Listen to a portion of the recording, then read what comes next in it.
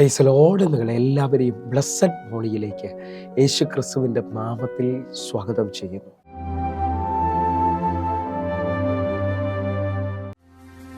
ഇത്രയും സ്നേഹിച്ചാൽ പോരാ, അങ്ങേ ഇത്രയും ആരാധിച്ചാൽ പോരാ. ഇത്രയും സ്നേഹിച്ചാൽ പോരാ, അങ്ങേ ഇത്രയും ആരാധിച്ചാൽ പോരാ. എനിക്കുള്ളതിനേക്കാൾ എൻ ജീവനേക്കാൾ അങ്ങേ സ്നേഹിപ്പാനാ എനിക്കാശ. എനിക്കുള്ളതിനേക്കാൾ എൻ ജീവനേക്കാൾ അങ്ങേ സ്നേഹിപ്പാനാ എനിക്കാശ. യേശുവേ ആരാധ്യനേ, യേശുവേ ആരാധ്യനേ, യേശുവേ ആരാധ്യനേ, യേശുവേ ആരാധ്യനേ.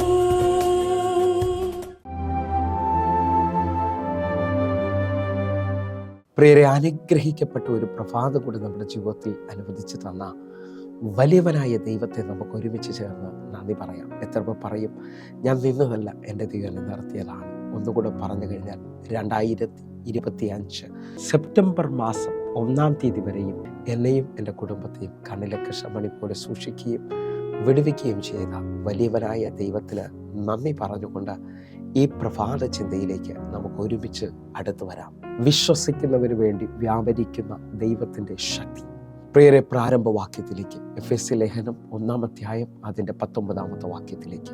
അവൻ്റെ ബലത്തിൻ വലുഹത്വത്തിൻ്റെ വ്യാപാരത്താൽ വിശ്വസിക്കുന്ന നമുക്ക് വേണ്ടി വ്യാപരിക്കുന്ന അവൻ്റെ ശക്തിയുടെ അളവറ്റ വലിപ്പം ഇന്നതെന്ന് നിങ്ങൾ അറിയേണ്ടതിന് പ്രാർത്ഥിക്കുന്നു. പ്രിയരെ, ഈ പ്രഭാതത്തിൽ നാം ചിന്തിക്കുന്നത് വിശ്വസിക്കുന്നതിന് വേണ്ടി വ്യാപരിക്കുന്ന ദൈവശക്തിയെക്കുറിച്ചാണ്. എന്നെ കേൾക്കുന്നവരെ, ബൈബിൾ നാം ശ്രദ്ധിച്ച് പഠിച്ചാൽ ദൈവശക്തി പല മേഖലയിൽ അല്ലെങ്കിൽ പല വിധങ്ങളിൽ ദൈവശക്തി വെളിപ്പെട്ടു വരുന്നത് നമുക്ക് കാണാൻ പറ്റും. ഒന്നാമത്, കീഴ്പ്പെടുത്തുന്ന ദൈവശക്തിയെ നമുക്ക് കാണാൻ പറ്റും. രണ്ടാമത്, കാത്തിരിക്കുന്നതിന് വേണ്ടി വെളിപ്പെടുന്ന ദൈവശക്തിയെ കാണാൻ പറ്റും. മൂന്നാമത്, വിശ്വസിക്കുന്നതിന് വേണ്ടി വെളിപ്പെടുന്ന ദൈവശക്തിയെക്കുറിച്ച് നമുക്ക് കാണാൻ പറ്റും. അതേപോലെ ഓരോ വ്യക്തികളെയും രൂപാന്തരപ്പെടുത്തുന്ന ദൈവശക്തിയെക്കുറിച്ച് നമുക്ക് കാണാൻ പറ്റും. എന്നാൽ ഈ പ്രഭാതത്തിൽ നാം ചിന്തിച്ചു കൊണ്ടിരിക്കുന്നത് വിശ്വസിക്കുന്നതിന് വേണ്ടി വ്യാപരിക്കുന്ന അവൻ്റെ അളവറ്റ ശക്തിയെക്കുറിച്ചാണ്. ആ വചനം ഒന്ന് ശ്രദ്ധിച്ചു നോക്കിയേ. വിശ്വസിക്കുന്ന ദൈവമക്കൾക്ക് വേണ്ടി വ്യാപരിക്കുന്ന ദൈവത്തിൻ്റെ ശക്തി എന്ന് പറഞ്ഞു കഴിഞ്ഞാൽ ദൈവിക നിയോഗങ്ങൾ നമ്മിലേക്ക് വെളിപ്പെടേണ്ടതിന് വേണ്ടി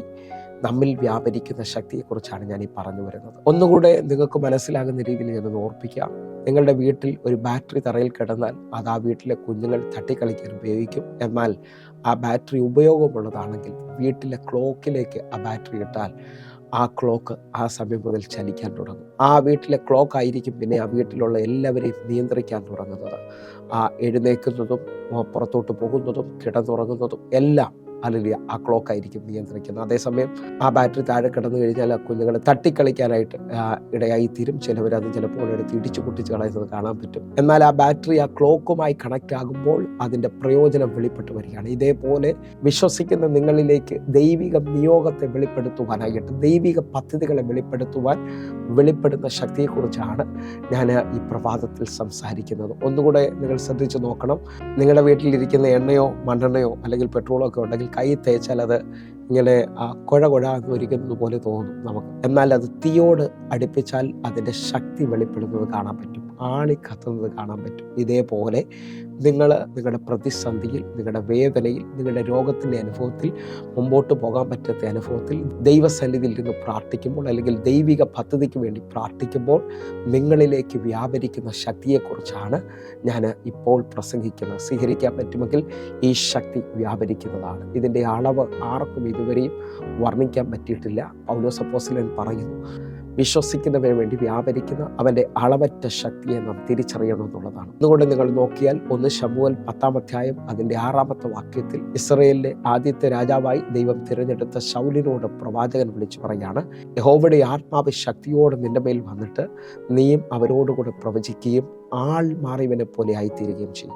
ഈ ശക്തി ഒരാളുടെ മേളിൽ വെളിപ്പെട്ടാൽ അവൻ ആൾ മാറിയവനെ പോലെ ആയിത്തീരും. നിങ്ങൾ വിശ്വസിക്കാൻ പറ്റുമെങ്കിൽ ഞാൻ ഈ വചനം പറഞ്ഞുകൊണ്ടിരിക്കുമ്പോൾ ചിലവരുടെ മേളിലേക്ക് ദിവ്യശക്തി വെളിപ്പെട്ട് വരാൻ പോവുകയാണ്. ചിലവരുടെ മേളിലേക്ക് അത്ഭുത വാതിലുകൾ തുറന്നു വരാൻ പോവുകയാണ്. അടഞ്ഞു കിടക്കുന്ന നിങ്ങളുടെ ജോലിയുടെ വാതിൽ, നിങ്ങളുടെ ശുശ്രൂഷയുടെ വാതിൽ, നിങ്ങളുടെ നന്മയുടെ വാതിൽ ഇപ്പോൾ ഈ ശക്തിയിൽ തുറന്നു വരുന്നത് കാണാൻ പറ്റും. കാരണം അവൻ്റെ അളവറ്റ ശക്തി ഇതാ വെളിപ്പെട്ട് വരികയാണ്. യഹോവയെ കാത്തിരുന്നവൻ ശക്തിയെ പുതുക്കുമെന്ന് പറഞ്ഞ വചനത്തോടു കൂടെ നിങ്ങൾ ഈ വചനത്തെ സ്വീകരിക്കാൻ പറ്റുമെങ്കിൽ ഇതിൻ്റെ ആഴം ഒന്നുകൂടെ പറഞ്ഞ് നമുക്ക് പ്രാർത്ഥിക്കാം.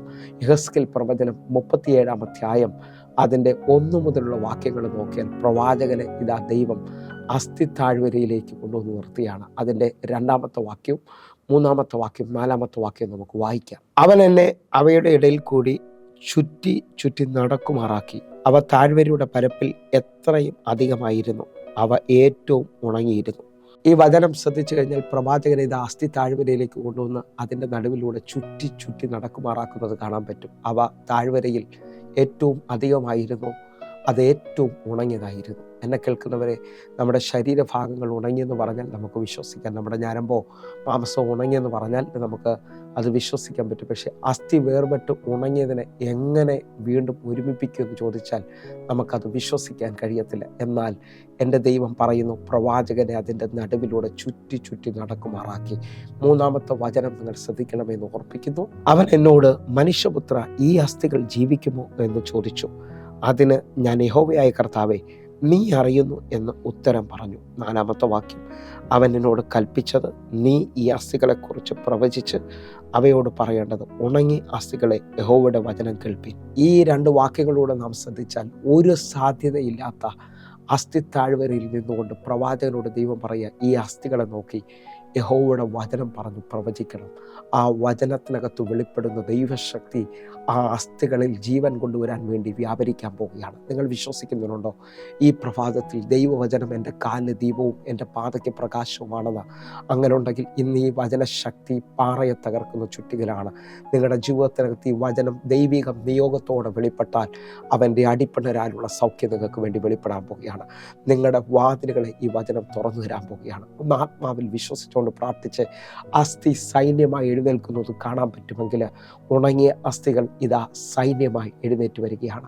ഈ പ്രഭാതത്തിൽ ഞാൻ ആത്മാവിൽ പ്രവചിക്കുന്നു, ഈ മാസം നിങ്ങളുടെ ജീവിതത്തിനകത്ത് തീർന്നെന്നും തകർന്നെന്നും ഒക്കെ പറയുന്ന ചിലതിനെ ദൈവം എഴുന്നേൽപ്പിച്ചു കൊണ്ടുവരാൻ പോവുകയാണ്. അത്ഭുതം വിശ്വസിക്കണം. എൻ്റെ കർത്താവ് നിങ്ങൾക്ക് വേണ്ടി ഇപ്പോൾ പുതിയതൊന്ന് ചെയ്യാൻ പോവുകയാണ്. ആത്മാവിൽ അതിനെ സ്വീകരിക്കാൻ പറ്റുമെങ്കിൽ, കർത്താവെ, എന്നെ കണ്ടുകൊണ്ടിരിക്കുന്ന ഓരോ ദൈവമക്കളുടെ മേലിലേക്കും അവരുടെ ബുദ്ധിക്ക് അതീതമായി ദൈവശക്തിയെ വെളിപ്പെടുത്തണമേ. 120 പേർ വഴിയടഞ്ഞ് ഇനി മാർഗമൊന്നുമില്ലെന്ന് പറഞ്ഞുകൊണ്ട് ആ മാളിക റൂമിൽ വാഗ്ദത്തത്തിന് വേണ്ടി കാത്തിരിക്കുമ്പോൾ അവരിലേക്ക് വ്യാപരിച്ച ദൈവത്തിൻ്റെ അളവറ്റ ശക്തി, ആ ശക്തിയാണ് ഇതാ അത്ഭുത വാതിലുകളെ തുറന്നു കൊടുക്കുന്നത്, വലിയ വർധനവ്, വലിയ വിടുതലുകളിലേക്ക് വെളിപ്പെടുത്തുന്നത്. നിങ്ങൾ വിശ്വസിക്കാമെങ്കിൽ 12 വർഷമായി രക്തസ്രാവസ്ത്രീ യേശുവിൻ്റെ വസ്ത്രത്തിൽ തൊട്ടപ്പോൾ ഈ ശക്തി അവളെ സൗഖ്യമാക്കി. വിശ്വസിക്കുന്നവന് വേണ്ടി വ്യാപരിക്കുന്ന ദൈവത്തിൻ്റെ അളവറ്റ ശക്തി ഈ പ്രഭാതത്തിൽ ചിലവരെ തൊടാൻ പോവുകയാണ്. ആത്മാവിൽ വിശ്വസിച്ചുകൊണ്ട് പ്രാർത്ഥിക്കാൻ പറ്റുമോ? കർത്താവേ, അങ്ങയുടെ അളവറ്റ ശക്തി എൻ്റെ മേലിൽ വെളിപ്പെടുത്തണമേ. എൻ്റെ ജീവിതത്തെ മാറ്റിമറിക്കേണ്ടതിനായി ഞാൻ പ്രാർത്ഥിക്കുന്നു. ദൈവത്തിൻ്റെ വലിയ പ്രവൃത്തിക്കായി ഞാൻ വിശ്വസിക്കുകയാണ്. വിശ്വസിക്കുന്നവരെ എൻ്റെ കൂടെ ചേർന്നുകൊണ്ടൊന്ന് പ്രാർത്ഥിച്ചോ. ഇപ്പോൾ തന്നെ നിങ്ങളുടെ ജീവിതത്തിനകത്ത് അത്ഭുതങ്ങൾ സംഭവിക്കാൻ പോവുകയാണ്. കണ്ണുകൾ അടയ്ക്കാം, പ്രാർത്ഥിക്കാം. ഞങ്ങളെ സ്നേഹിക്കുന്ന ഞങ്ങളുടെ നല്ല ദൈവമേ, പൂർണ്ണ ഹൃദയത്തോടെ ഞങ്ങൾ ഒരുമിച്ച് ചേർന്ന് പ്രാർത്ഥിക്കുന്നു. അത്ഭുത വഴികൾ തുറക്കണമേ, അതിശയങ്ങളെ വെളിപ്പെടുത്തണമേ, ദൈവപ്രവൃത്തിയെ വെളിപ്പെടുത്തേണ്ടതിനായി പ്രാർത്ഥിക്കുന്നു. യേശുവിൻ്റെ അധികാരമുള്ള നാമത്തിൽ പ്രാർത്ഥിക്കുന്നു. ഈ പ്രഭാതത്തിൽ ചിലവർക്ക് വേണ്ടി അത്ഭുത വാതിലുകളെ തുറക്കുന്ന അങ്ങയുടെ അളവറ്റ ശക്തി വെളിപ്പെടുത്തണമേ. അപ്പാ, കർത്താവ് ചെയ്തതിനായി നന്ദി. ആമേൻ, ആമേൻ, ആമേൻ. പ്രിയരെ, ഈ പ്രഭാത സന്ദേശം നിങ്ങൾക്ക് അനുഗ്രഹമാകുന്നുവെങ്കിൽ നമ്മുടെ യൂട്യൂബ് ചാനൽ സബ്സ്ക്രൈബ് ചെയ്യും. അതേപോലെ കാണുന്ന നമ്പറുകളിലേക്ക് നിങ്ങൾ വിളിച്ച് നിങ്ങളുടെ പ്രാർത്ഥന വിഷയങ്ങൾ അറിയിക്കുകയും ചെയ്യണമെന്ന് ഓർപ്പിക്കുന്നു. അതേപോലെ എല്ലാ ദിവസവും നമുക്ക് സൂമിലെ ആരാധനയുണ്ട്. ഈ സൂമിലെ ആരാധനയിലേക്ക് ഞാൻ നിങ്ങളെ ക്ഷണിക്കുകയാണ്. നിങ്ങൾ കടന്നു വരണമെന്ന് ഓർപ്പിക്കുന്നു. ദൈവത്തിൻ്റെ വലിയ പ്രവൃത്തി കാണുവാൻ കർത്താവ് നിങ്ങളെ അധികത്തിൽ മാനിക്കട്ടെ. അടുത്ത ദിവസം കാണുമ്പോഴേയും കർത്താവ് നിങ്ങളെ മാനിക്കട്ടെ. God bless you. ആമേൻ, ആമേൻ.